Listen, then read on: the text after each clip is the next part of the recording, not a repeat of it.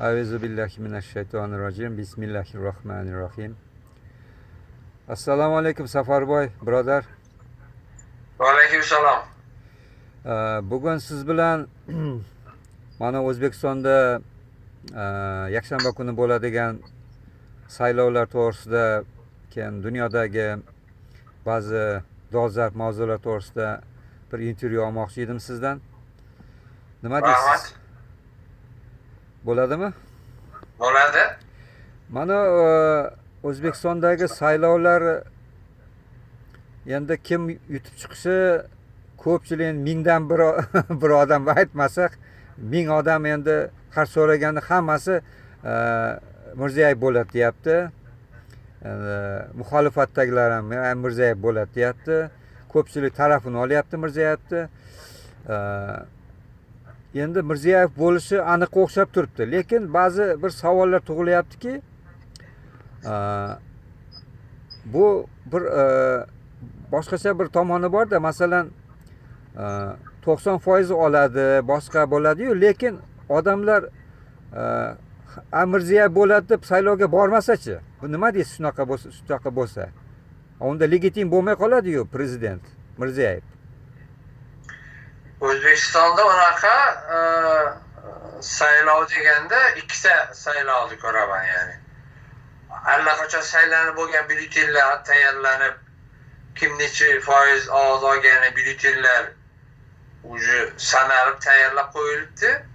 Ikkinchi byulletenlar bor, bu bozor kuni teatr o'yini sifatida uni o'rtaga qo'yishadi, ikkinchi byulletenlarni. Odamlar o'sha soxtasi qaysi ekanligini bilishadi, endi bilishmaydi baribir. Mana shunaqa o'yin bir saylov bu. Agar matbuot kuzatgan odamlar diqqat qilgan bo'lsa, Farg'ona vodiysining bitta viloyat rayonlaridan bittasida militsiyani mashinasidan pasportlar o'g'irlandi va bir xalta dokument o'g'irlandi, muhim hujjatlar deb xabarlar chiqdi. Keyin bir xalta bir rayon militsiyasini mashinasida, teko mashinasida bir xalta dokument nima qiladi, sekretni. Men qiziqdim. Men qiziquvchan odamman har doim. O'zbekiston bilan har doim qiziqaman. Odamlarim ham bor, yetarli informatsiyalarım ham bor O'zbekistonda. Surishtira boshladim. Men dedim, bitta rayonda, bitta rayonini ham oddiy bir militsionerni mashinasida bir qop dokument, sekretli dokument demiş, armiyani ishga solib, militsiyani ishga solib, prezident apparatini, axranasini ishga solib, rayonni o'rab olib, bu o'g'irlagan odamlarni izlashdi bir hafta. Ki oxiri aytishdiki, ana 3-4 ta pasportni mana suv bo'yiga otib olishgan ekan, o'shani topdik deyishdi. Lekin ungacha menga ma'lumot yetib keldiki, byulletenlar tayyor saylangan har bitta oila, odam, shaxslarning nomidan allaqachon saylab bo'lishgan. Tayyor byulletenlarni maxsus joylarga yashirib qo'yishdi. Mana saylov kuni bitta qutida olib ketishadi. O'sha kuni odamlarni bergan, xo'ja nima, yolg'onda ekan nimasi, saylovi ular o'zlari o'tkazib qo'ygan, o'sha qalta qop turgan saylov komissiyasining pechatlari bilan qo'yilgan nimani tayyor byulletenlarni markaziy saylov nimasiga olib borib sanashadi. Bu allaqachon men buni aniqlaganman, ammo na OBS kuzatuvchilari, na boshqa kuzatuvchilar buni bila olmaydi ham, buni aniqlab ololmaydi. Endi kechirasiz, masalan bu yil 1-marta Yevropadan kuzatuvchilar kelar ekan, bir necha yuz. Ularning oldida saylovga kim kelmasa, yo byulletenlar to'lib toshib yotsa, unda qanaqa bu nima bo'ladi? To'lib toshib go'yoki ko'chada yotganday bo'lmaydi. 250 ta OBS'dan kuzatuvchi keladi. O'zbekistonda 20 millionga yaqin saylovchi bor. Borki hozir O'zbekistonda yashab turgan 15 million saylovchi bor. Bu saylovchini 15 millionni qanaqa nazorat qiladi? Bütün hozir 12 ta viloyatda 100 necha rayon bor. bu hamma joydagi, hamma uchastkasiga qanaqa nimalar boradi. Va birinchidan saylov komissiyasining sanayotgan paytida kuzatuvchilar qatnasha olmaydi. Buni biling. Kuzatuvchilar saylov bo'layotgan paytda saylov boyagi qutilar turgan joyida turishlari mumkin. Ammo quti to'lgandan keyin, bo'lgandan keyin uni ichkariga olib ketishadi, o'sha yerda sanashadi. O'sha yerga hech bir kuzatuvchi kira olmaydi. O'tga o'sha muxolif partiyalar, nomzod bo'lganlarning vakillari kiradi-da. Hozir mana ko'ryapsizki, muxolif bo'lgan vakillarning odamlari Mirziyevga ovoz yig'ishyapti. Muxolif partiyamiz deb nomzod ko'rsatgan partiyalar o'zini partiyaning raisiga emas, Mirziyevga ovoz yig'ib yurishdi ko'chalarda. Uni reklama qilishyapti. Shuni o'zi ko'rsatmayapti bu saylov soxta ekanligini. Yana qanaqa isbot kerak bunga? Yo, endi mayli, ularda saylovlarni nima qilaylik? Endi ko'pchiligiga ma'lum-ku, endi qanaqadir haligi человеческий faktor deydi o'rislar, bizada odamlarda o'zini bir hayotiy bir narsalar bo'lib qoladi-yu, kutilmagan narsalar. Shunaqa narsalardan hech narsa kutib bo'lmaydimi? Qanaqadir odamlar o'sha saylov kuni kelib norozilik bildirish yoki umuman haligi oldingi saylovlarda anavi nomzodlar 2%, 2%mi 1% olardi.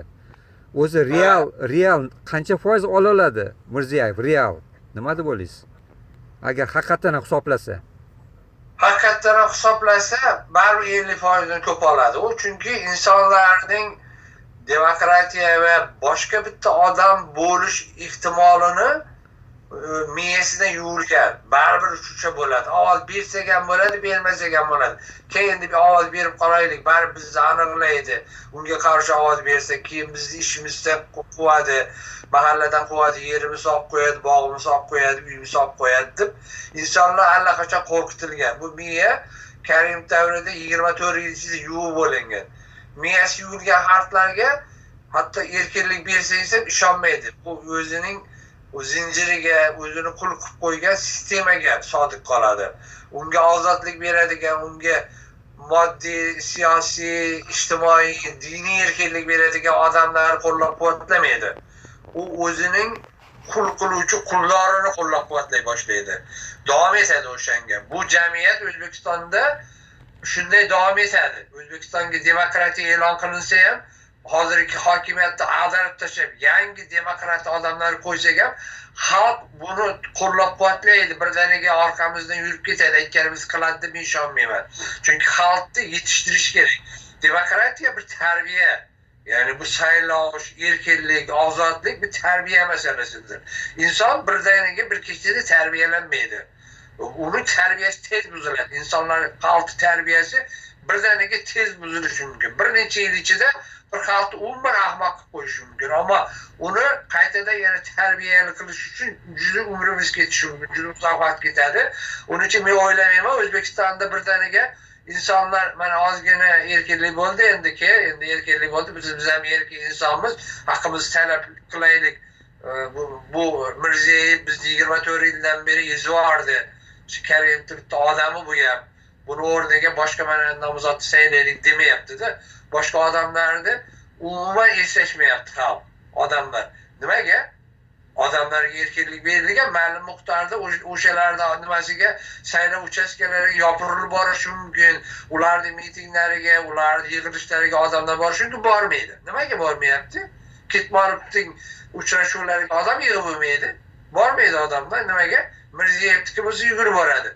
Odam uyda sveti yo'q, gazi yo'q, maosh ololmayapti necha yildan beri. Ammo Mirziyevning yig'ilishiga boradi. Majburlab olib ketayotgani yo'q avtomat bilan. Endi men Kalashnikov bilan zo'rlab olib borayotgani yo'q. Ammo u Ketmonovmi, Atamurotovmi bu odamlarning yig'ilishiga yalvarib, yalinib yurishadi. Yuring, bizni yig'ilishimiz bo'layapti, mana biz gapimiz bor aytamiz deb. Bormaydi odamlar o'tga. mayli. Odamlari Safarbar. shunaqa qo'yilgan. Safarbar. Endi mayli. Endi to'g'ri, bu haligi endi bu o'zimiz tragik situatsiyamiz. yana bir savol. Masalan, deylik mayli, odamlarda shunaqa qilib qo'ydi, boshqa deylik. Xo'p, mana shu tushunadigan chet elda, O'zbekistonda sistemasidan yiroqdagi odamlarda ko'zi ko'ringan haligi mana shu ozodlik boshqa chiqib turadigan odamlarda ham bilmayman necha foizi Mirziyoyev tarafda. O'sha umuman hamma deylik chet eldagi yoki O'zbekistondagi eski siyosat bilan aralashib yurgan muxolifatchi deylik, shularda bizga o'xshaganlar, masalan, oddiy muxolifatchi deylik. O'shalarda necha foizi Mirziyoyev tarafda?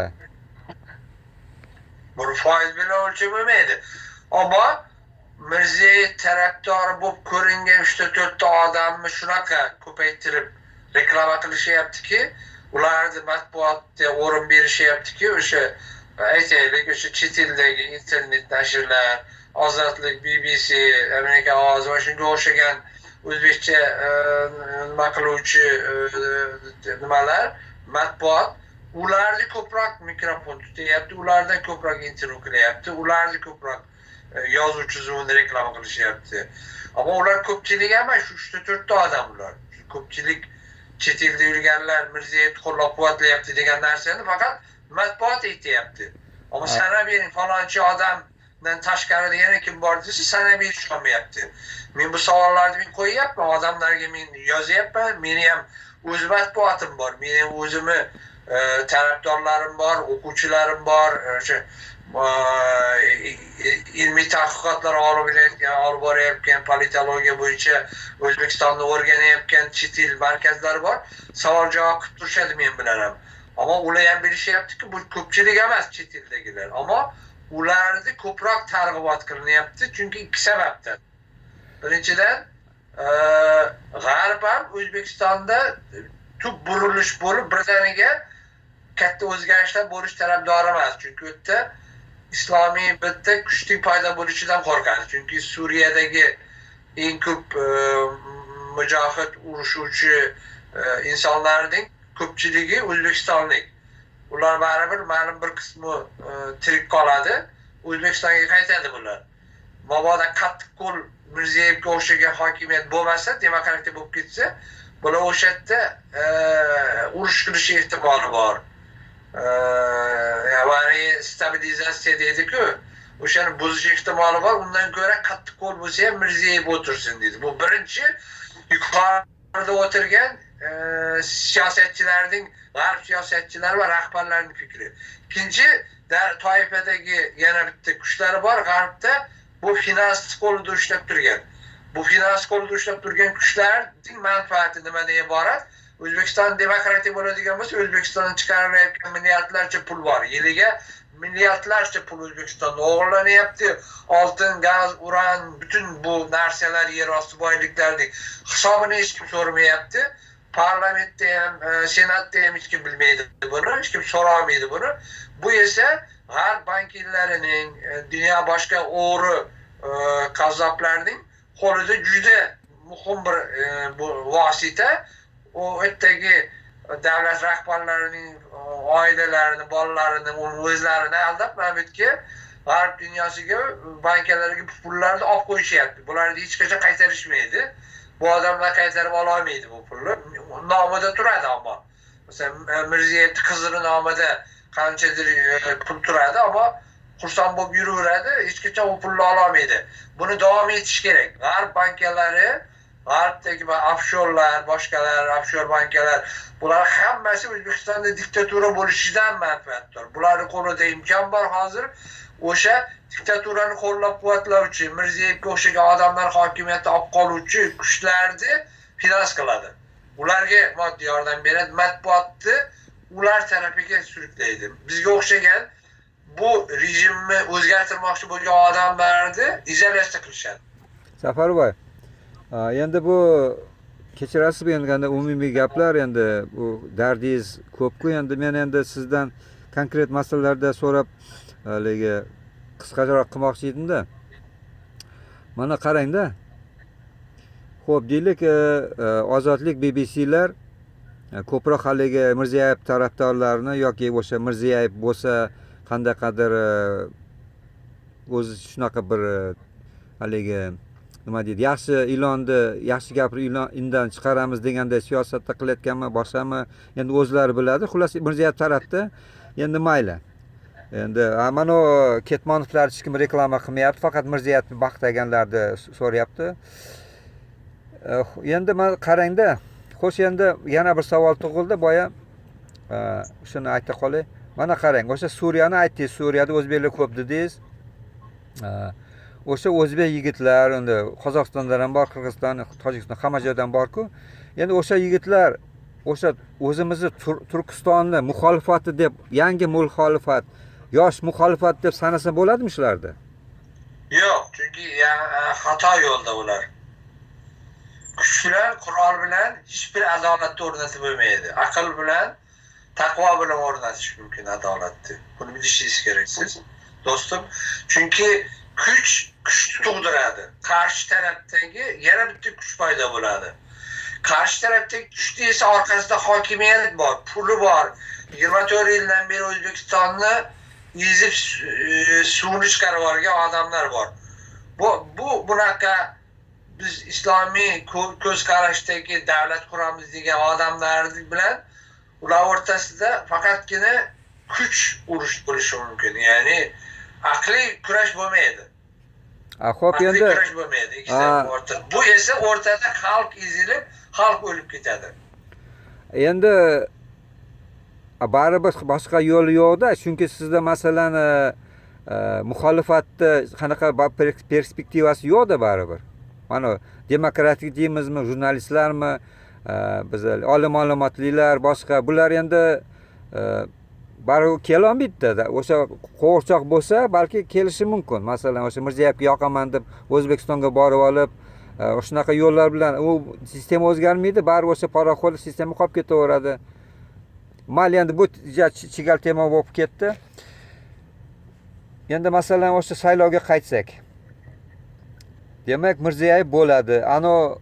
Mirziyoyev bo'lgandan keyin bu Gulnora Karimovalar nima bo'ladi? Gulnora Karimovaning savolini hech aytmayapti nima bo'lganini. Gulnora Karimova nafaqat bu g'arbda bosh og'rig'i, O'zbekistonning ichida ham Gulnora Karimova o'zini yo'qotgan boyligining sababchisi deb tashqarini ko'rmayapti. O'zbekistonning ichkarisidagilarni ko'ryapti. Va ularni fosh qildi.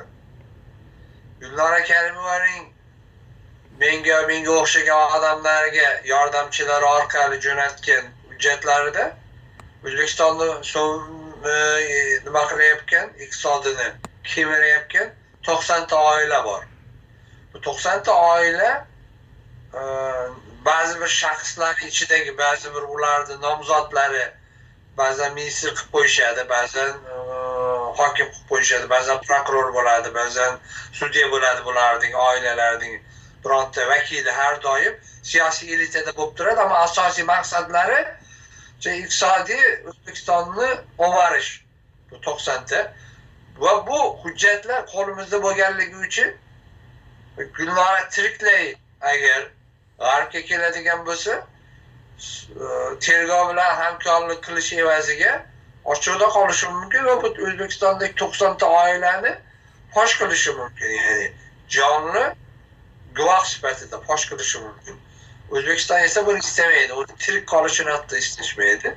Chunki juda ko'p 90 ta oilaning ichidan buni yo'q qilishga tayyor bo'lgan juda ko'p odam bor. Xo'p, mayli, shunaqa deylik. Lekin boshqacha fikrlar ham bor-da. Masalan, bu ayyorligi, Karimovlarning oilasining ayyorligi, o'sha o'zini demak haligi sistemani qurboni qilib ko'rsatib, bolasi intervyu berib, mana qilib, bu hammasi yolg'ondir balki. Bu teatr bo'lyapti. Aslida bular hammasi Gulnora Karimovani himoyasi uchun, o'shani qanaqadir qurbon ko'rsatib, o'zlarini ham o'shani nima qilib, oxiri Gulnorani qahramon qilib, haligi nima deydi, rahmini keltirmoqchidir dunyo jamoatchiligida. Shunaqa bo'lishi mumkinmi? Bu fantaziya qilaverishingiz mumkin, ammo fantaziyanidan tashqarida real hayot bor, hujjatlar bor, mahkamalar bor, tergovlar bor, qamalgan odamlar bor, ishga olingan odamlar bor. Bu jinoyatlarni tergov qilayotgan tergovchilarning talablari, prokurorning talablari bor.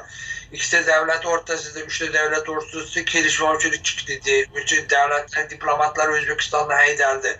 Bu narsalar teatr uchun, tomosha uchun qilinmaydi. Davlat o'zini bütün bu ishlarini bir qanaqadir ayolni jertva qilib ko'rsataman deb qilmaydi bu ishlarni.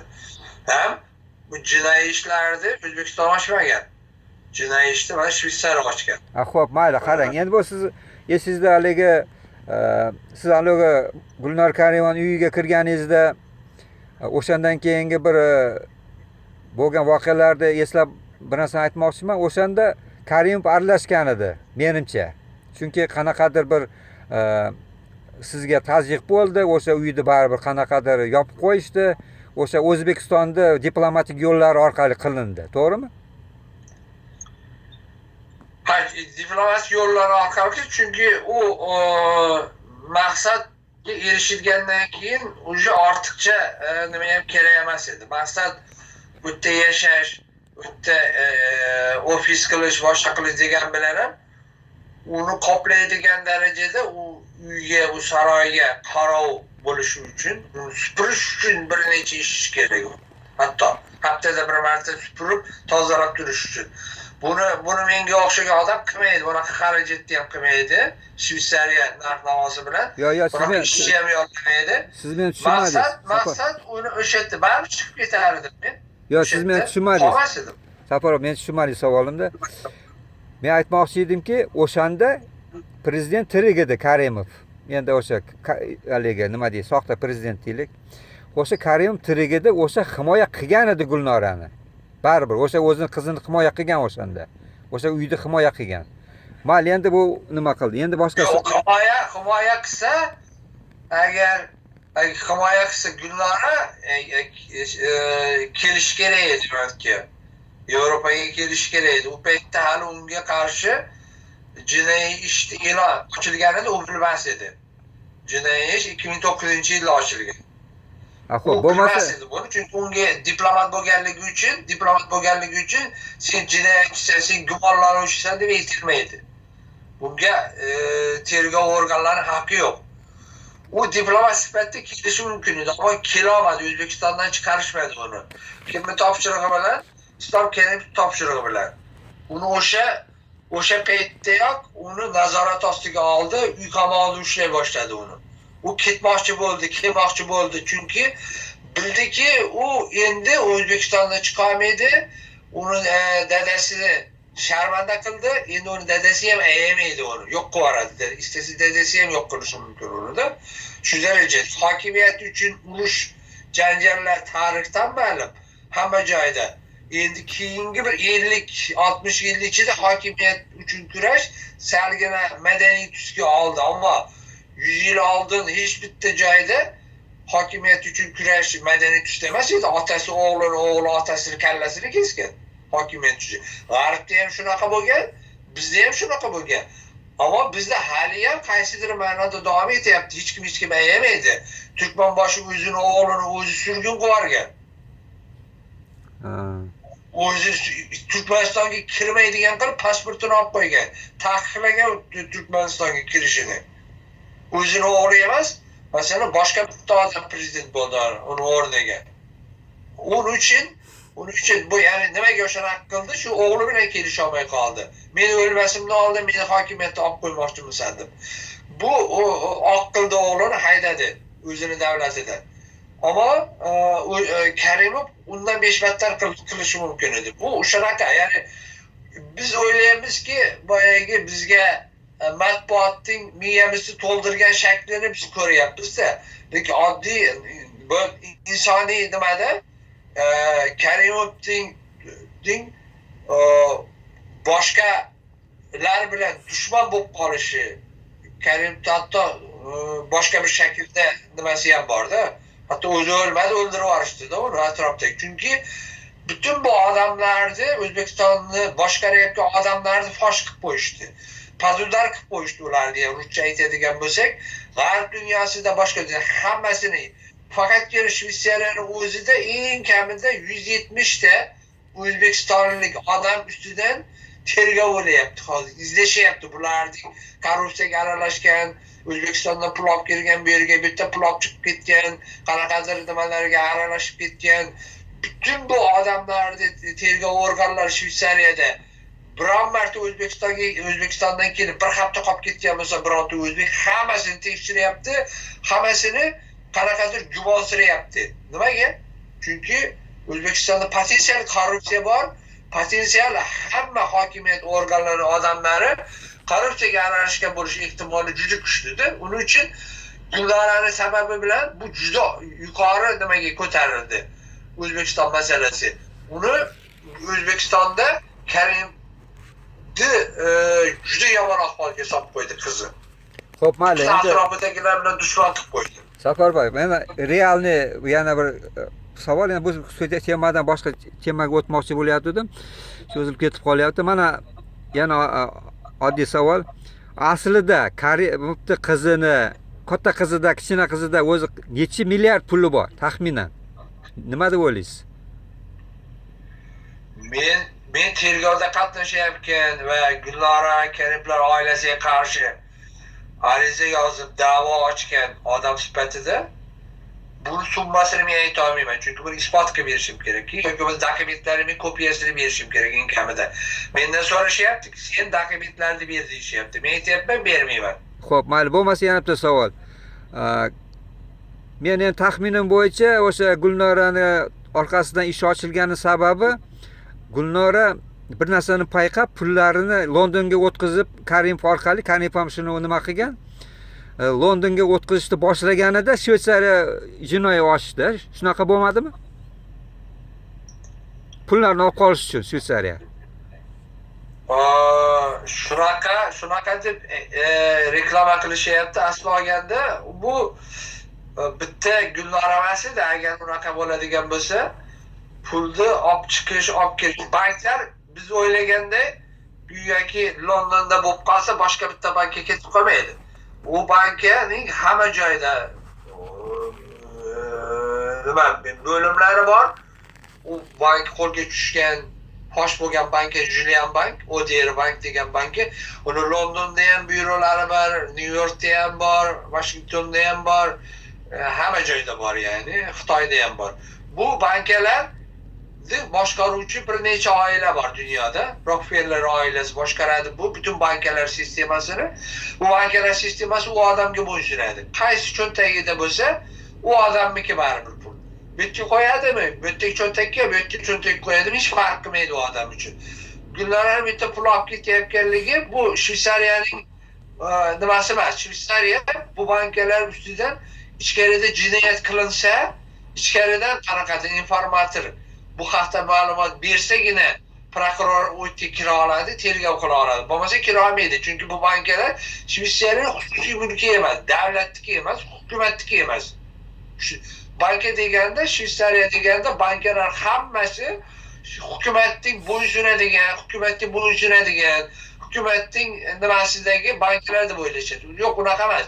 Bu bankalar internasional bankalarda juda ko'pchiligi xususiy shaxslarning mulki bu.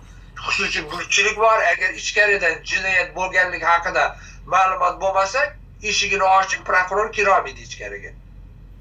Endi yana xalqimiz bilishi kerak buni. Mutaxassislar bilishadi buni, ammo xalq bilmayapti. Shvetsariya desa, Shvetsariyaning ikkita bankasi bor. Credit Suisse o'rtog'i bor. Credit Suisse bankasi 49% hukumatga oid, 51% yana xususiy mulkchiga. 51% 7 ta aka-uka bitta oila bor, o'shanga 51%. 49% hukumat o'rtoq. Keyin UBS bankasi bor, bu hukumatga oid, u ham o'rtoq, ammo Union Bank deydi.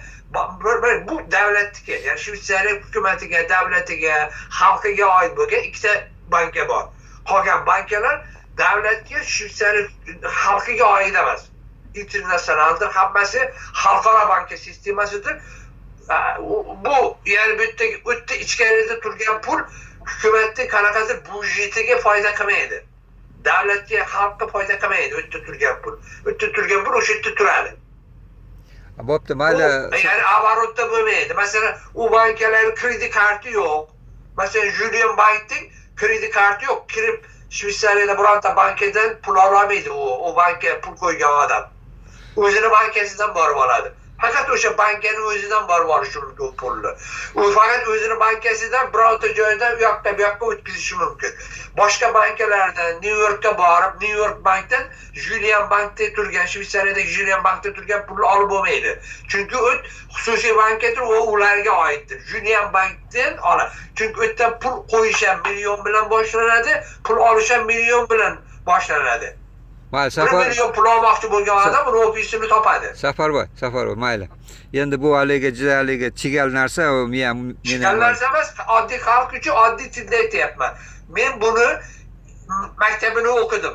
Buni finans nimasini mutaxassislar bilan atrofimdagi buni 100 marta gaplashganman, so'raganman, o'rganganman. Buni xalq bilmaydi buni. O'zbekiston xalqi ham bilmaydi, jamoatchiligi ham bilmaydi. Buni bilish kerak-da. Yani to'g'ri, masalan men endi unaqa sistemani unaqaga nima qilmayman, lekin men bir narsani bilaman, hali shu g'arb bunaqa pullarni hech qachon qaytarib bermagan, xullas muxolifatdan boshqa ham bu umid qilmasa ham bo'ladi. Endi men boshqa narsaga savol bermoqchiman, men qarang-da bitta. Yana o'sha O'zbekistonga qaytaylik. Haligi sizni ham charchatib qo'ymadimmi ish qilib?